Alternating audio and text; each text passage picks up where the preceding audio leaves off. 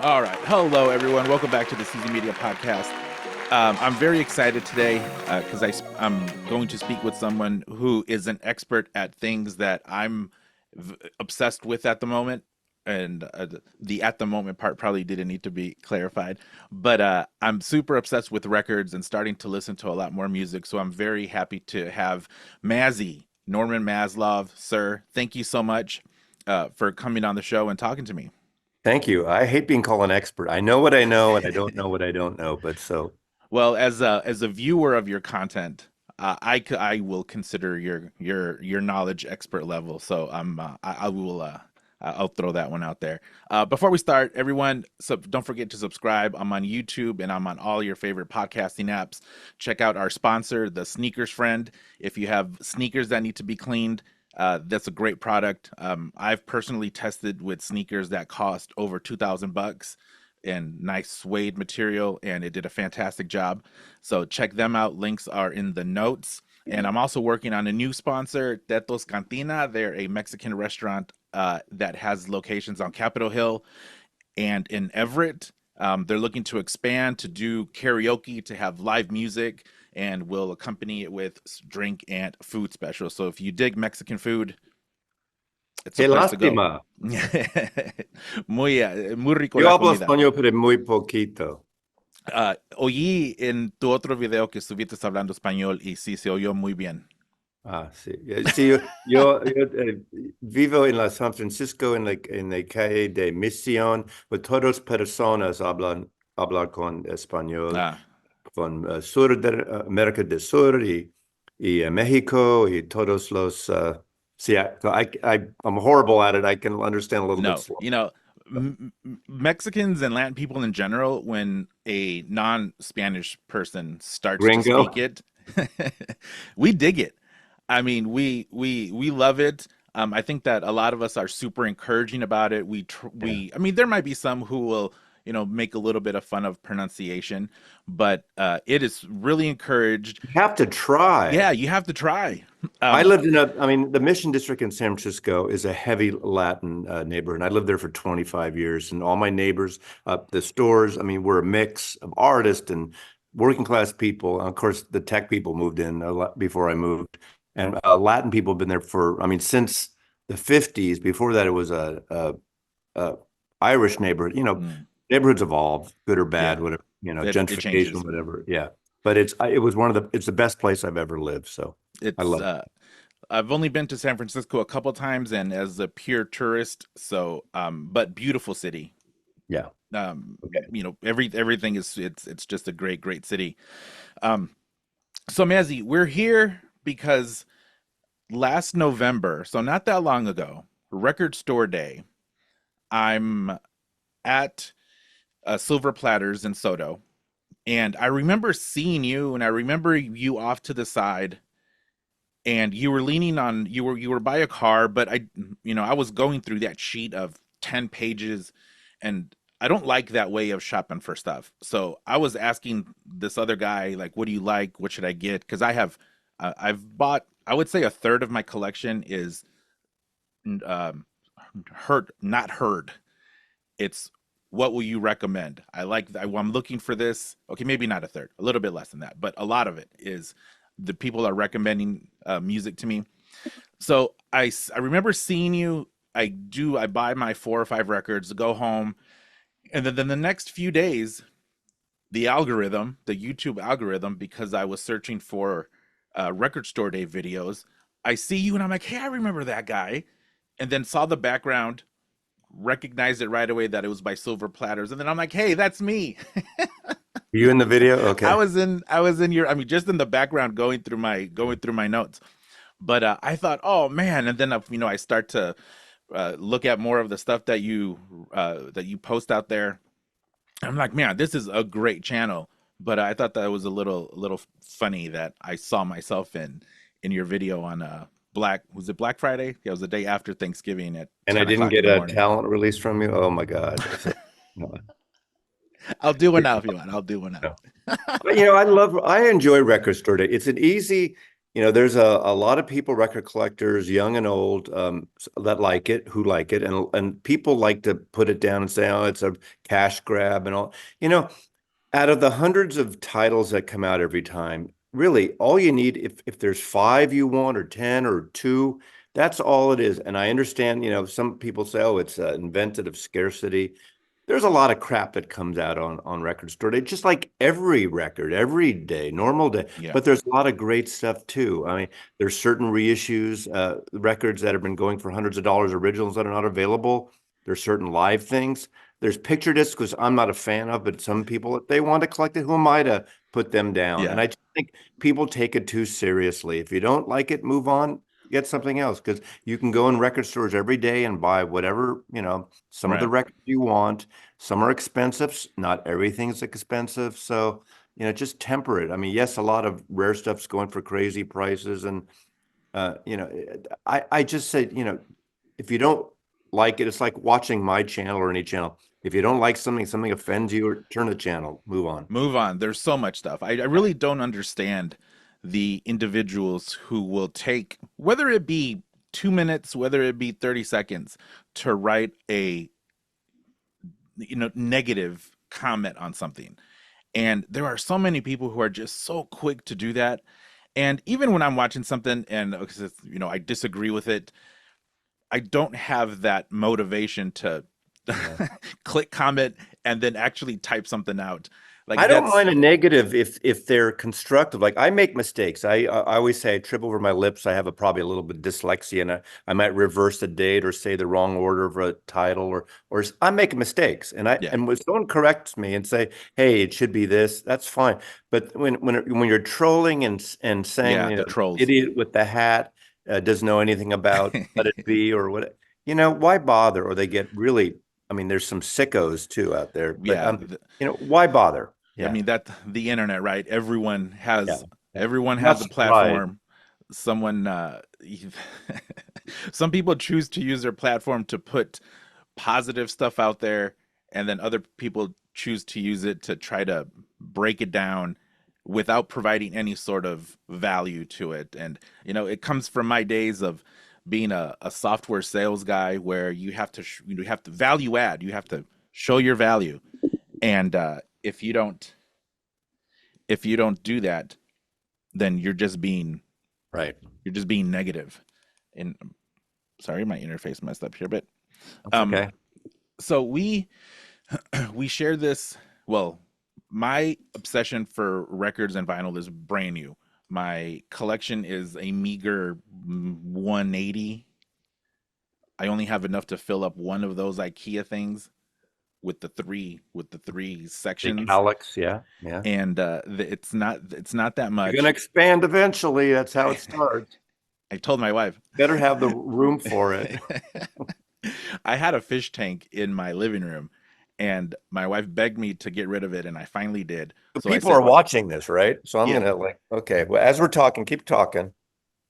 And I told her, I said, I don't have this uh, fish tank anymore, but what would go great is a full cabinet. And then she just looked at me and she said, "You are incorrigible," and no, a firm no on it. But yeah, look at that, man. I might It as well would sit here. I'm going to sit downstairs instead here. beautiful. I call this the record library. Yeah, It used to be I moved here 10 years ago from San Francisco. I'm in Seattle, and there's this one room off. I'm in a split level, and this is the downstairs, and it was a tiny bedroom. And I took the door off, opened it to 4 feet wide. So it's three sides. But also oh, look remember, at that. I've been collecting or buying, for 60 years. I'm an Yeah. old guy. And vinyl was the primary source for me. Plus, I worked in the record business for about 10 years, where I would get promo copies and free records. And so it's not like I paid, X amount for per record over the Right. years. So, yeah. Yeah, you have a bit of a jump start on me. Yeah, a little I'll bit. admit. I bought, you'll probably get a chuckle out of this. The very first record that I bought was Neil Diamond Classics, but this was before Sweet Caroline. With Um, Solitary Man and those. right? It's His the college band. yeah, yeah. Cherry Cherry Cherry and Cherry. Yep. those are great stuff. He was one of the songwriters in the Brill Building in New York City, like with Carole King, all these people that wrote professionally, Harry Nilsson, they wrote all professionally before they recorded their own stuff and other people recorded their music. So he was no slack. I mean, No. it's easy to kind of mock him in a certain way, but the guy is talented as hell. It's beautiful music. Yeah. And I would probably say up until not that long ago, it was the most played. I listened to that one the most because it's just, for me, well, the strange thing is, for me, when I was a kid, I didn't listen to music. I listened to talk radio. When my mom was driving me to school, I would turn it on a morning AM, a morning FM station. When I went to Uh-oh. work as a kid, I would listen to talk radio. I was a weird, weird kid. Um, and then I didn't really start listening to music until probably 10 years ago for enjoying, like, to listen to it. And yeah, I was raised just outside of Chicago in the 90s. So rap and gangster rap was everywhere and it was on the radio. But it never got to me. I never said like, oh, this is, I like all of these rappers. And then as I started to listen more and more and more, I was like, I don't feel good when this comes on. It doesn't make me feel like yeah, good. So I've I've always been on the search to for music that makes me feel, that will make me smile, that makes me feel good.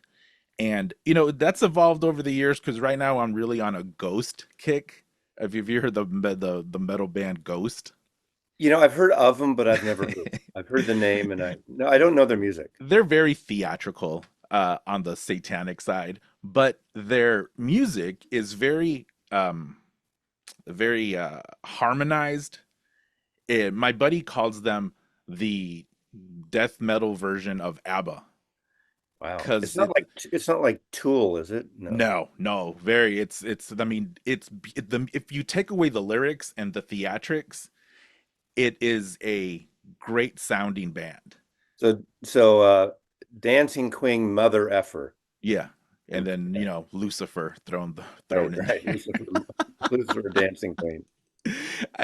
For Mother's Day just passed, and my mother-in-law was here, and I, we were just had music playing on YouTube, and one of their songs came up, and she just looked at me, and she's an 85-year-old lady, and I said, she goes, "Who listens to that?" And I said, "Well, we do." And then I said, "It's just a little bit satanic, just a little bit." But no, the music is not Norwegian death dark that they're just screaming into the microphone and you can't distinguish between any of the instruments. It is I'll send you a video. They're very Okay. poppy. They're very poppy. So yeah, the music that I listen to is, makes me smile. So the Billy Joels, the Elton Johns, ABBA, the Beach Boys. I've been listening to Pet Sounds uh, like almost every day It's a for beautiful record. months Yeah. now. Yeah. And like where's your connection with with music, and how, as a kid, did you immediately just gravitate to certain types, and how has that changed? Well, I mean, I'm the generation where it was a huge cultural and massive shift because uh, when I was 9.5 years old, probably, impressionable years, but I was playing Little League. I was into the San Francisco Giants, a Sam, yeah, baseball. there you I'm go. not a big sports guy, but I like the San Francisco Giants. I'm the generation with San Francisco Giants in the San Francisco in the 60s with Willie Mays and Orlando Cepeda and Willie McCovey. And there's sort of a classic Giant when Candlestick Park really first opened. And so I'd go to Giants games for my birthday and, whenever we could. And, it's the obvious question for people my age. All of a sudden, in February of, well, at the end of 63, JFK gets assassinated. I'm 9 years old. I remember Mm, it. I remember wow. all the TV stations, but it wasn't as emotional being 9 years old, but I Yeah. knew this was messed up and how bad it was and just everything. And then 3 months later, February, uh, the Ed Sullivan Show, the Beatles were on. And then Oh wow. literally that changed my life from Sunday night, almost the next day, went from Little League baseball to the Beatles. And I mean, my friends and I, we lip sync the Beatles songs without any instruments.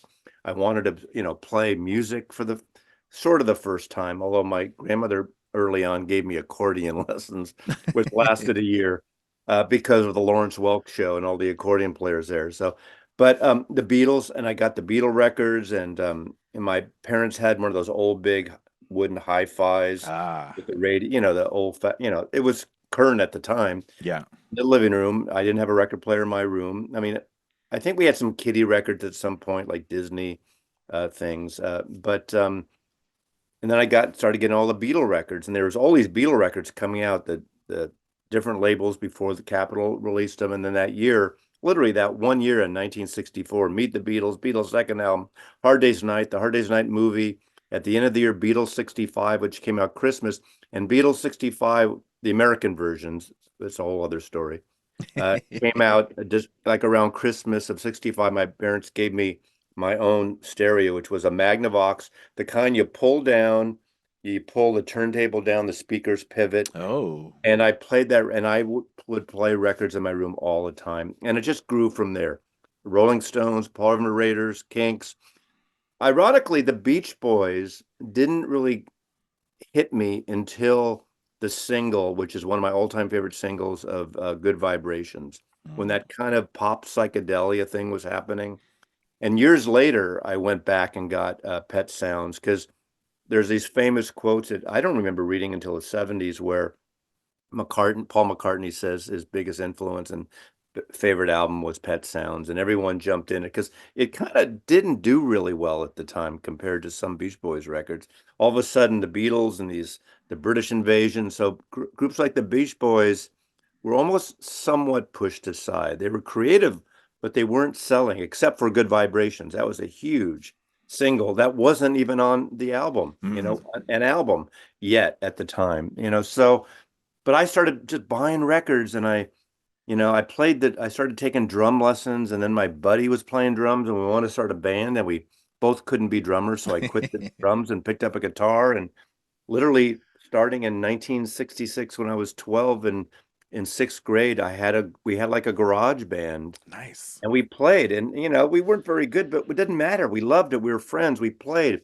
We played at junior high school teen clubs, and everyone did the same songs like "Hey Joe" and all the kind of not grunge, garage rock stuff. You do covers. I think we wrote a couple, but most of the bands I knew didn't, write songs yet at that time. So, but it just grew, and I always wanted a record store, but I always bought records, collect records. And then when I was, I guess, right when I was in college, when I was 19, I got a job at a record store, and I ended up working in the record industry for a decade for Mm. stores, managing them. And then I did promo and marketing for a couple of record So you had labels. inside knowledge. Well, it was not even knowledge. I knew a lot about records. I was obsessed. So we'd get free promos. We'd get tickets to concerts. All the people I knew in college were into music. I worked in the college radio station. Music is a passion that just never went away. A lot of people my age, they like the Beatles, they like the Stones, they like the Kinks, they like the Beach Boys. Maybe they like Bob Dylan. Later they might like Metallica, but they don't listen to any new music. I listen to new music. I listen to a lot of jazz. I'm pretty open, but I check out new stuff too, and I go to a lot of clubs in Seattle. So I'll, pay 20 or 30 bucks to go to a club to see two or three bands. And I figure for 20 or 30 bucks, if two of them are terrible, I'm not out, the Yeah. hundreds of dollars that shows cost now. And all those bands that charge three, four, five, $1,000 for a show, pretty much are those quote legacy bands that I've already seen. Tonight, when we're recording this, the Rolling Stones are playing in Yeah. Seattle. I'm not going. I've seen them when it cost me, uh, $10, $8 for a Right. ticket. I don't need to pay $500 or $200. And it won't be the same experience. Well, no, but and I don't. All the power to them because artists need to. I think if they say, "Oh, Mick Jagger's 80, he shouldn't play," why not? He's a musician, Yeah, blues that's artist, jazz artist. Now you might quibble about the price, but if you've been to any of these big shows and see the productions and see all the people working the Oh, crews and the lights and the sound, I mean, it's not the old days of rock and roll. yeah. A Not lot of the money goes into it. Yes, they make a lot of money, but I hate to defend rich people for making money, but you buy the record. I have no problem defending rich people but for making money.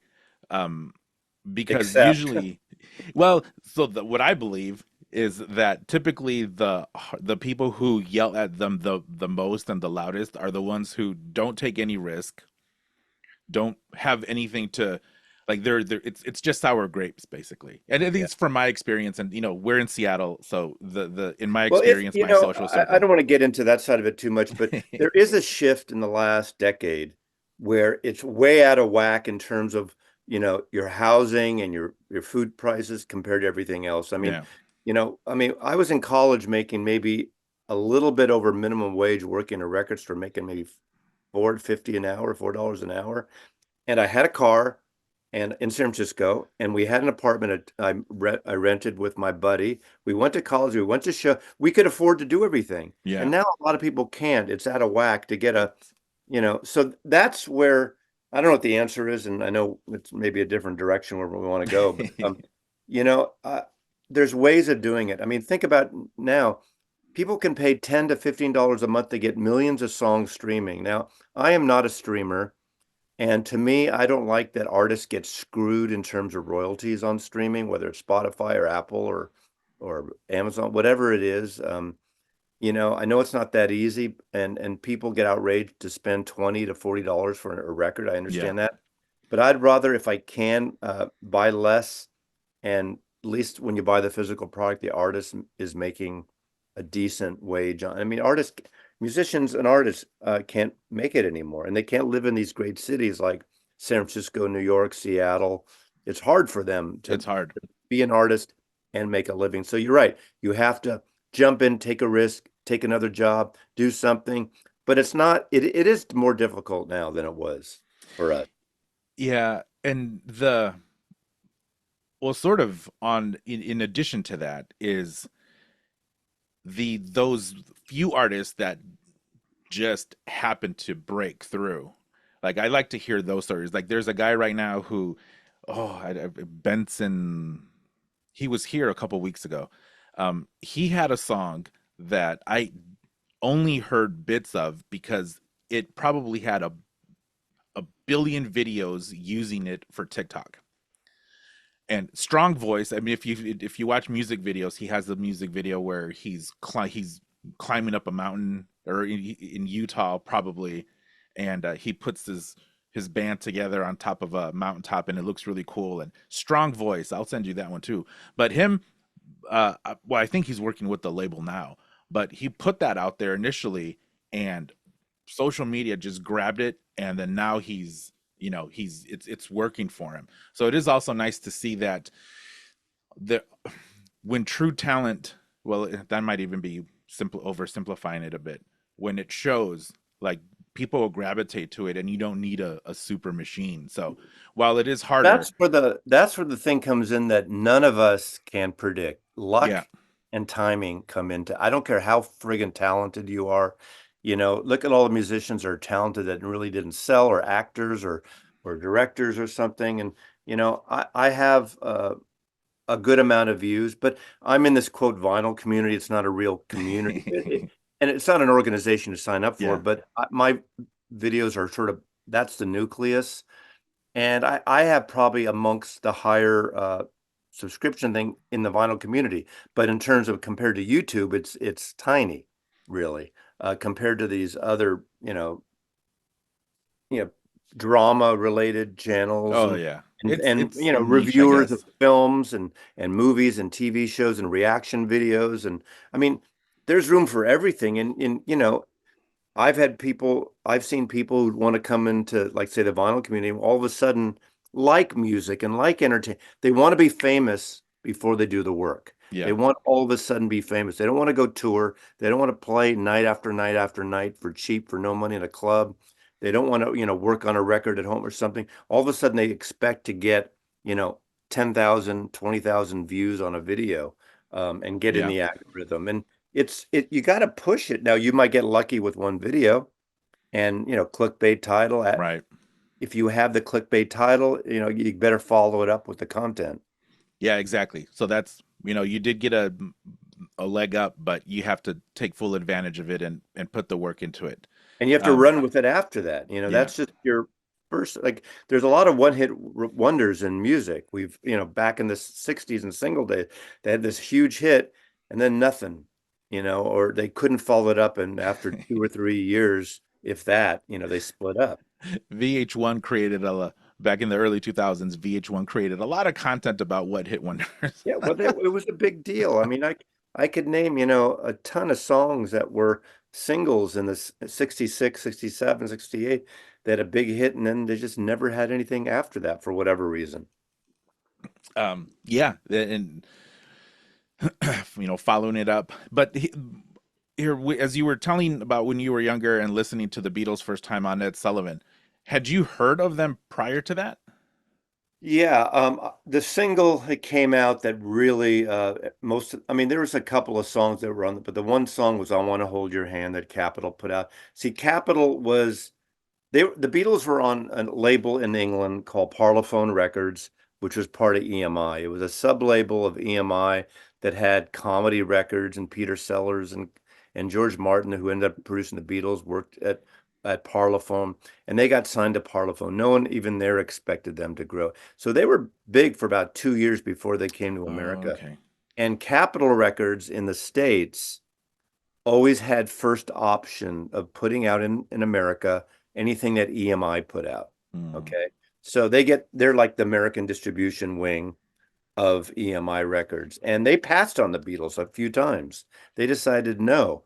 And so I don't know, remember all the details, but a little record label called VJ Records, which was an R&B jazz label, a black label for the most part, decided to put out a record which they put out called Introducing the Beatles.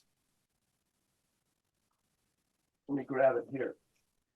They oh, put that's out amazing. You knew exactly where to go. I know, yeah. This is the record they put out. Now, there was various configurations of this record that came out. Some are rare. There's bootlegs versions. There's really rare versions. Uh, and England's number one vocal group. This came out and it got some airplay, but it really didn't catch on a lot. The great thing is, or good or bad thing, they had something like a 6 months exclusivity, or not Uh, exclusivity, but they had the license to put this record out for 6 months. And then Capitol Records finally decided, oh, now we want the Beatles. So they get on One Hold Your Hand, they put out a record called Meet the Beatles, which again, a long story, but all the American albums up until Sergeant Pepper are different configurations, different cover art than the British counterparts. right. In Britain, they didn't put the singles on records because they wanted to give value. So if you bought a single, you wouldn't buy it again on an album. In America, they didn't give a crap. For every two albums they put out in the UK, there were about three albums in America. Less tracks, different covers and everything. But when Meet the Beatles broke, I mean, when Meet the Beatles, our first album, and I Want to Hold Your Hand broke, this was still available. And VJ had Oh, the rights to these 12, 14 songs, whatever it was, for 6 months. So during that 6 months, they put it out with different covers and different things. They just milked the hell out of it. And then, of course, Capitol happens and the Ed Sullivan happens, and that's the story. And yeah, and that changed me, and it was obsession. No one thought the Beatles would last necessarily. I didn't think about it, but I don't think even they thought they'd last. We're at what, 60 years later. yeah. I mean, um, I'm uh, I'm a fan of Bill Maher's podcast. I don't know if you listen to that, Club Random. I don't listen to podcasts, but I watch his shows. You So you the HBO show. yeah. He had a guest on. He had Bill Burr on, the comedian Bill Burr, on this last show, and they were talking about the Beatles, and Bill Burr goes, if you listen to the Beatles early stuff, it's surprising that they made it that they got as big as they did. And then of course Bill shot him down because he's a diehard Beatles fan. But And the the guy is Bill Barr. How old is that guy? How Bill old is he? Burr, Bill Burr Yeah. is like early 50s. Okay, so he's like 20 years younger. So Then he missed the boat. He he did. missed what it was about. You had to be there, and that you know, there's been so much great music, and people are influenced by all these bands, and I know people like will pull out. Okay, the obvious album. Um, let's do this. I know it's right here, so I'm gonna do it anyway. So Man, when this I'm just album thinking came out, of slowly, if I add more furniture, how long would it take for my wife to super notice? yeah. So, okay, Sergeant Pepper. Some people say it's the most famous album in the world. It's the best album. That's subjective. Who knows? But in 1967, when this came out, everyone thought at the time that, like, what happened to the Beatles in '66? They stopped touring. Earlier this year, they put out a single, Strawberry Fields, Penny Lane, which were recorded to be on this album, but it Mm. wasn't. They finally renegotiate with Capitol and states that Capitol could no longer break their records up. This album comes out with this cover, very unusual at the time. This changed the world in terms of art, rock and music as art. Time magazine reviews it. In a way, some people contribute this album to the creation of rock journalism, rock reviews, like intellectual stuff about rock and roll. This changed everything. Now, anyone under my age or less can't imagine what a big deal this was now. Now they look at it as just another album. Let's get Sergeant Pepper. They like Abbey Road better. They like Metallica. They like, Beck. They like Beyonce, whatever. Fair enough. But this was not like anything else. No record ever had lyrics on it like this, Oh, okay. at the time. We never had lyrics on records, at least as far as I recall, definitely. This was an art piece. And by today's standards, look back, it just seems it's no big deal. But at the time, there was nothing like it, and everyone talked about that album.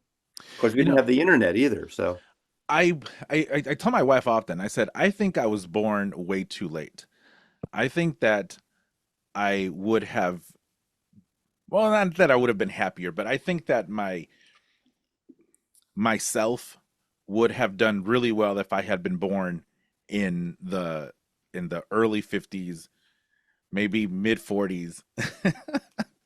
And that's like and that's one of the things is missing out on all of those cultural earthquakes that have carried on and have a stronghold on cult, not a stronghold, but that are still strong in culture and still very much in the zeitgeist and in people are familiar.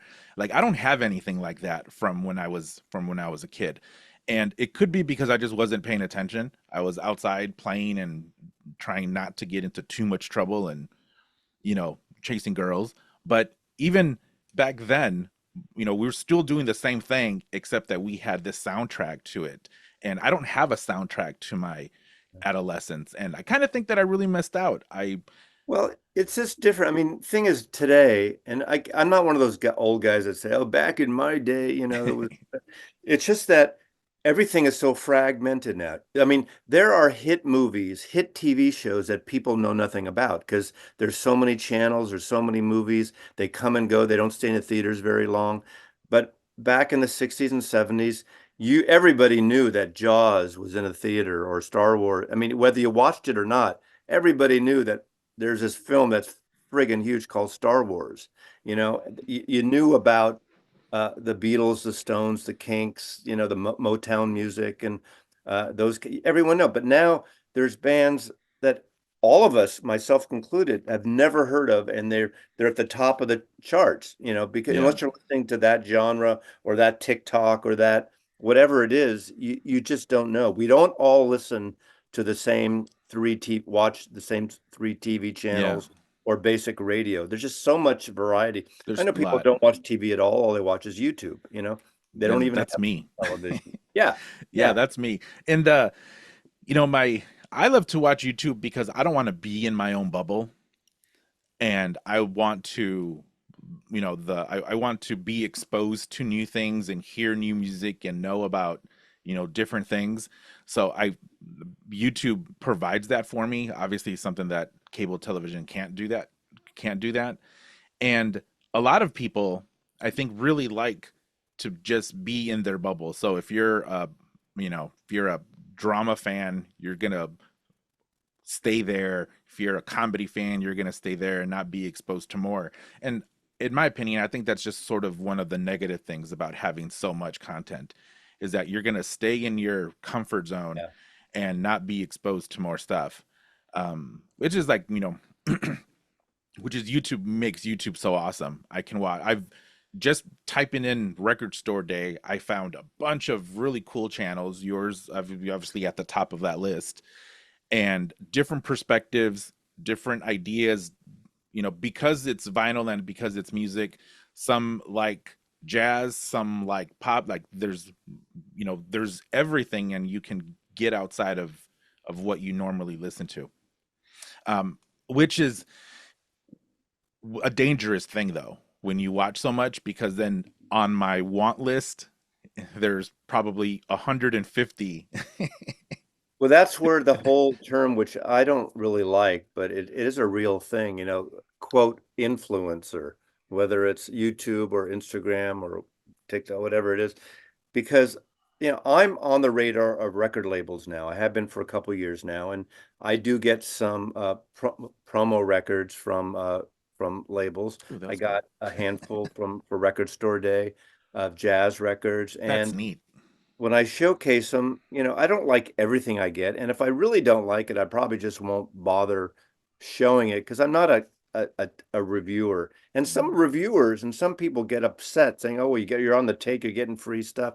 Well, the history of promo records goes back to when I worked in record store, even before my lifetime, from the 50s, record stores and DJs and reviewers got free copies. That's why if you're ever going to use record store, you see those promo stickers. They got free records. That's to get DJs, that's to get record stores to play them in the store, that's to get reviewers to write about them. Of course, there are going to be free records. So, Yeah. why makes it different that I have 35,000 subscribers and a potential audience of $5 to $20,000, excuse me, 5 to 20,000 views for a video, maybe? I'm going to show it. They want me to show it. Yeah. If I like it, I will show it. But I'm not getting paid to show it. I'm getting the records so I can listen to. And I show, 80% of the stuff, or 90% of the stuff I show is from my own collection.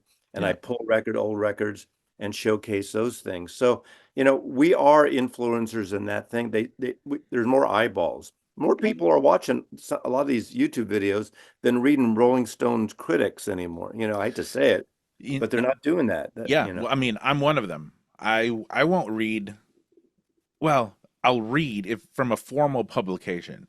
I'll read what they say, but I put more weight on the opinion from someone who is a consumer and is telling his idea, is Well, showing his opinion. I can see one level. Well, he wants the free records. He's doing this thing on YouTube. He's trying to monetize his channel. But after a while, and I only can speak for myself. After a while, if you're watching my videos, if you watch 5 or 10 of my videos, you start to get to know my taste. You may hate it and move on to someone else. You start to get to know, when I'm talking about music, you'll you might not like what the record I showcase, because there's records I love that people say I just don't like that. Fair enough. We're not going to like the same things. I'll like, some great R&B stuff, some great soul music, some great jazz stuff. And I have people watch me that don't like the jazz stuff, or they say too much Beatles, too rock and roll. Want to do the jazz, too much jazz. So to me, make a lot of videos. I don't expect every viewer to watch or even enjoy every video I make. I do it because I like that, and you'll latch on to whatever you like. Right. Yeah. And then, that's the beauty of being able to, open your computer and then make a video is to be able to share that. I mean, I think overall in general, people like to hear other people's passion for stuff. Like we were talking about earlier, to then use your own energy to troll, that's a completely different thing. But even if, even if you show a record like television, a few weeks ago, a couple months ago, you made a video about the band Television, Mhm. and the way you were speaking about them and describing the music, I thought, okay, I got to give this a go. I got to try it. And I listened, the beauty of streaming. I listened to a few of their songs and I'm like, I appreciate that he loves it that much and that But it's he, not for you. but it's like, I'll pass on that one. I won't have that Well, one. that's the great thing. You, Yeah. and you can listen to virtually anything or Yeah. approach of anything before you buy it now. So if you're, take maybe you don't take a chance on a $20 or $40 record, fair enough. Listen to it. Now, from a vinyl guy perspective, what if I listen to something on YouTube, I get an idea what it's about, but there's things I've streamed and I just don't like the audio quality. I have a nice stereo A and Riga. it yeah, and it's I'm sorry, I have a Mac and when I do things like this, watch this, see? Oh, neat. There's a Mac chip that allows you to do all these kind of things only on a Mac. And sometimes you're sitting like that and it sees your thumb and it kind of And it does that. thumbs it So up. yeah, sorry. But it'll sound so much different. I'll be so much absorbed. The thing for me with vinyl is I have to sit down and after 15 minutes, 20 minutes tops, I have to turn the record. I have to pay attention when I listen to my vinyl upstairs. Now, I downstairs, I listen to a lot of CDs. That I can be working, doing other things, put it on. I don't have to worry. It can be in the background. Oh, I could pay attention, but for an hour and 15 minutes or whatever the CD is, I don't have to worry about it. It's great music in the background. Yeah. But to me, playing a record forces me to pay attention. Right. Yeah, and then that's the new approach that I've been taking into listening. And I have one of my main buddy. He loves music, and when we hang out, and this is where I'll spend. Probably the dumbest thing that I've done, Mazzy, is I got bamboozled into buying an original wrapped pressing of Kiss Dynasty for $100.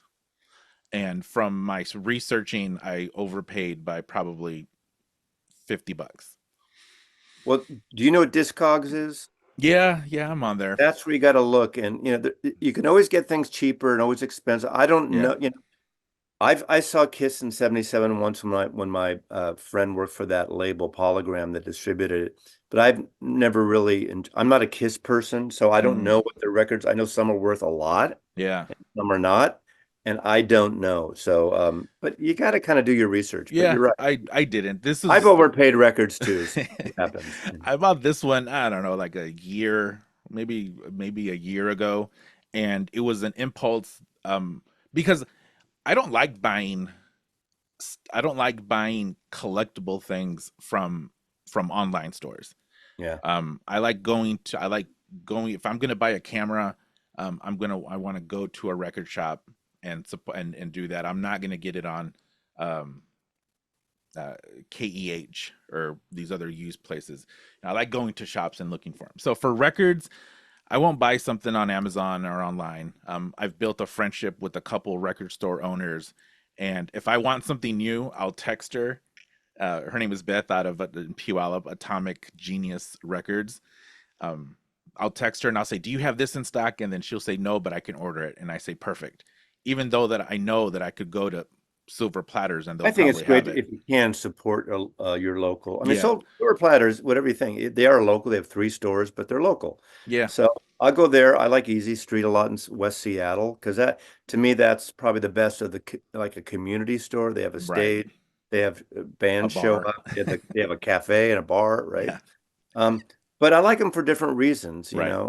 Yeah, they and have their own. Georgetown Records is great for. Well, they're used. They focus yeah, on used stuff, and I do gravitate towards that. The stores that focus on new stuff, I like, but if I want something that is like, if I just want to go see used records, I'll go to any of these other two.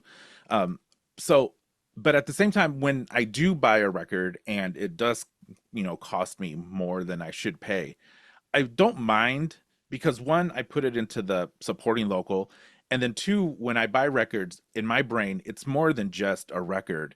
It's going to be an evening with my buddy where we're gonna grill steaks, drink some whiskey, sit down and put these records on his Magnavox turntable, turn off.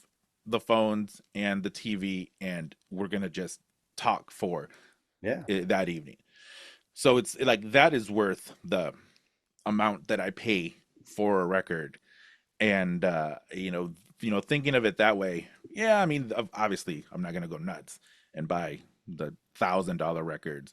But if I want it and if I know that it'll lead to a good evening, I will totally do it. And I even have one of those. I don't know if you can see it. What am I looking at? This guy right here, my Magnavox. Oh, yeah, yeah, yeah, yeah. I have one of those 1960s Magnavox cabinets that the turntable pulls out, and it's a it sounds pretty good. What's okay? We'll just ask a super basic question. What is the most you've spent on a record? On one record, compared to some people, not a lot. I bought a version, an audiophile version. I don't know if this is the most, but I spent, okay, I love Tommy by The Who, okay, 1969 record. This is by Classic Records. The Classic Records was an audiophile label. They used master tapes. That's a whole other discussion. That in the 2000s was kind of popular for audiophile people. And remember, this was a time when the record resurgence hadn't happened yet. So, these were Mm, going, I'd say this might have been a $50 to $60 record maybe back then. I wasn't buying a lot of these, because I was playing a lot of CDs. I took a 15-year hiatus of vinyl. I had my collection here, but I was into CDs. But a few years ago, I mean, this is one of my maybe my favorite Who album, and I just love this record. An audiophile copy. It was sealed when I got it, and it was $350. ooh, Okay, it's a double album, and I ordered this from a reputable dealer down in Long Beach, I think, who had a lot of audiophile records. When you buy a seal record, you have to take what you can get. You can't complain if there's a problem with it, really, yeah, because they don't know. They sell a sealed, and it's not it's like a from new factory. record. And I mean, I should say when you get a sealed old record, you have to take it. It's not like I bought the new Beyonce record and I got it from Easy Street and there's something wrong with it. I can exchange that. That's different. But this is way out of print. Again, it was a $60 record that's now $350. I bought it. It sounds amazing. But on side two, the very beginning, there's a piece of vinyl, like a glob at the very beginning that won't play. So I have to skip the first like minute and a half of the song. Oh, And there's nothing I can do about it. And I mean, I could get all upset and, say, you sold me a bat. I mean, it was sealed. yeah. I He, mean, it's he didn't factory know. defect. Yeah. And I've heard some things with classic records. There were some issues with pressing anomalies. But handmade app pressed a whole. I mean, but the rest of it sounds so. Whenever I play side two, I just have to, put the stylus a little bit, not in the in groove, a little after that. So, you know, I don't But think I spent any more on a record. I have records that are worth more, but not that but I bought them, at normal prices. since I watch your channel, I know that you do auctions with your friend Dizzy. Dizzy. Um, do you sell? Do you sell some of your stuff too? I haven't yet. This started out about 4 years ago. Just happen to have here. One of my best friends who I met in 1973, we worked in a store. He had a band for a party band that did of called in the Bay Area called Pride and Joy, did soul music, party stuff. Three great black singers. He was a guitar player. He booked them. His name was Coleman Burke. And right at the beginning of the pandemic, he ended up dying of brain cancer Mm. within like 7 months. And his sister reached out to me because we were friends forever. And he had this collection. And my friend Coffee Dave and I ended up buying the collection from his sister. And we started doing auctions on my channel. We kept about 700 records a piece. He had about 5 or 6 thousand albums. And we sold them to pay, for what we paid. And it's nice because the people that buy and people that watch my channel, we kind of know each other. If there was a couple of people had an issue, something was bad, we would refund the money. But it went really well over a few months. And then this guy Dizzy calls me about a year and a half ago, and I said I don't really buy records. That was a one-off. And he lives down in Kent. south. And he goes, "Oh, I'm 10 years older than you. Just come and look. I have this great, you know." And one time I went over and he had like literally like 8,000 records in Wow. boxes in his garage for 25 years, doesn't play records, multiple copy, some stuff very rare, some stuff not rare at all. And I said, well, let's try it. So it's the Dizzy collection. Every month we sell some records, and some of it's really rare, some of it's not. So I still got like a dozen boxes in my garage. So whenever people, if Yeah. you ever in the neighborhood, give me, if you want to dig, text me or something. Um, but it's a lot of work, like not the auction part of it, but packing and Packing shipping. and yeah. Oh, you got 40, packages going out the next day or two. But it's been a fun because we do like a 3 hour stick where we're kind of, there's three or four of us on the video, do a live stream. Yeah. People pay family, friends, or Venmo, whatever. And it's a fun thing. And there's a lot of people I realize around the country that don't have friends to talk about music and records. I'm very fortunate about that. Or they don't live, within 3 hours of a record store. Right. So this is a way, the whole YouTube vinyl thing is a way for people to meet. You talk about me going to Austin a few weeks ago for the Austin Record Convention, and I met people I've known. I met people I've known, learned on YouTube that I've never met before. We had a blast. To me, the records were secondary. Yeah. It was hanging out, drinking some beers, some whiskey, and my martini, getting barbecue. We had a blast. You saw the video. People should watch it. It's just a fun, like 3 days, and it was great. That's awesome. That's Yeah. awesome. I made my 20 record 20 question video. Oh, what was that called? And we'll wrap up here in a bit. Oh, the Um vinyl tag. the vinyl tag. I made mine and the the YouTubers I picked you and Noble Records, Dylan from Noble Records I met cuz Noble. Yeah, yeah. I met Dylan.